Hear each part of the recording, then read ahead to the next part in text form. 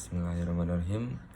Perkenalkan, nama saya Muhammad Eko Aprianto, NIM 20111341109.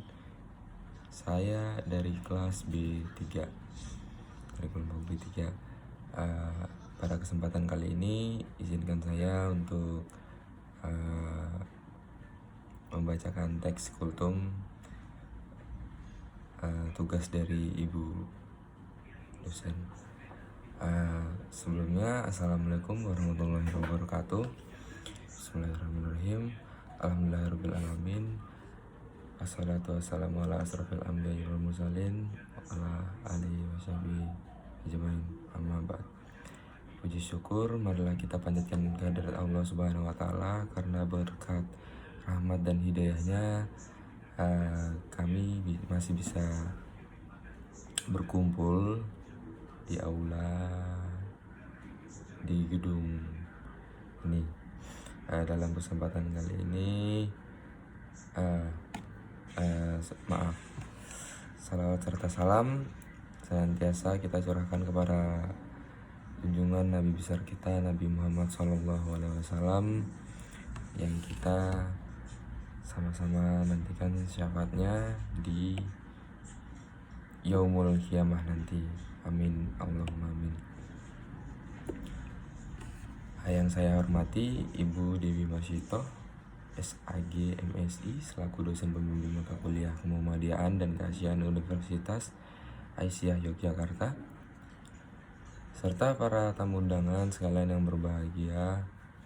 Pada kesempatan yang berbahagia ini, saya akan memberikan kultum mengenai profil salah satu wanita hebat pendiri Aisyah, yaitu Siti Badiah. Tokoh inspiratif yang dapat diteladani dari perjuangan Aisyah adalah Siti Badilah.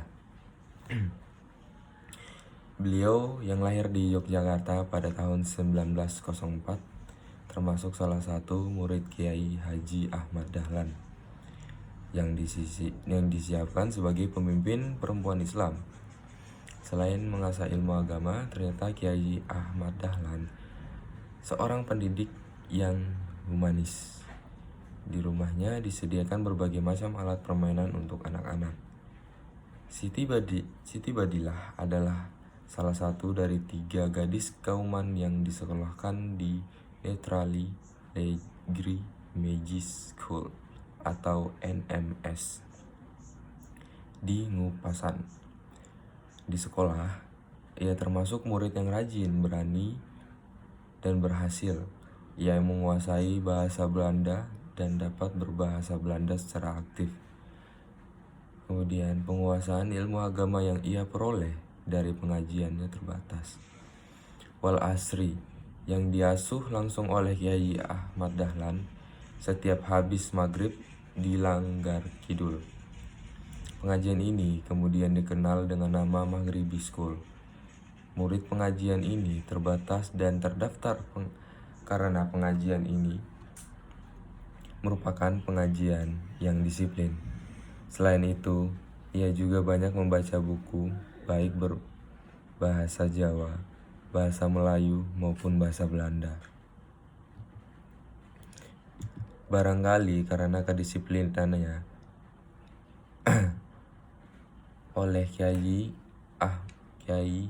Haji Muhtar, Kiai Haji Fahrudin, dan yang lain-lain, Badilah ditunjuk sebagai sekretaris saat pertama kali dibentuk Aisyah. Saat itu umurnya baru sekitar 13 tahun. Sejak itu ia selalu terpilih dan terus-menerus menduduki dalam kepengurusan Aisyah.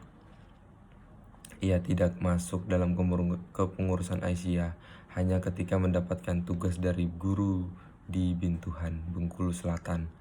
Ia dibenum atau diangkat sebagai anak panah Muhammadiyah ke Bengkulu Selatan sejak tahun 1930. Menjadi guru selama sekitar hampir 1 tahun. Selama bertugas sebagai guru di Bintuhan, Badilah sangat aktif mengisi pengajian. dan menggerakkan Muhammadiyah Aisyah. Ia juga sering berdakwah sampai di luar Bintuhan, antara lain sampai ke Pulau Liwa. Setelah pulang dari Bengkulu, Badilah terus-menerus terlibat di pimpinan pusat Aisyah dan paling sering dipercayai sebagai sekretaris. Ia pernah menjabat sebagai ketua PP Aisyah sebanyak 3 kali, yaitu pada Muktamar Muhammadiyah ke-29 terpilih sebagai ketua untuk periode 1941 sampai 1943. Pada Muktamar Muhammadiyah ke-31 tahun 1951 di Yogyakarta, ia terpilih lagi sebagai ketua periode 1951 sampai 1953. Kemudian pada Muktamar ke-32 di Purwokerto, pada tahun 1953 beliau terpilih kembali sebagai ketua periode 1953 sampai 1956. Demikian yang dapat saya sampaikan pada kultum mengenai profil Siti Badilah kali ini. Semoga apa yang saya dapat sampaikan dapat memberi manfaat maupun dijadikan teladan untuk kehidupan para tamu undangan sekalian. Amin ya robbal alamin. Apabila ada kurang dari saya mohon maaf. Kurang dan lebihnya saya minta maaf. Wabillahi taufiq wal hidayah. Wassalamualaikum warahmatullahi wabarakatuh.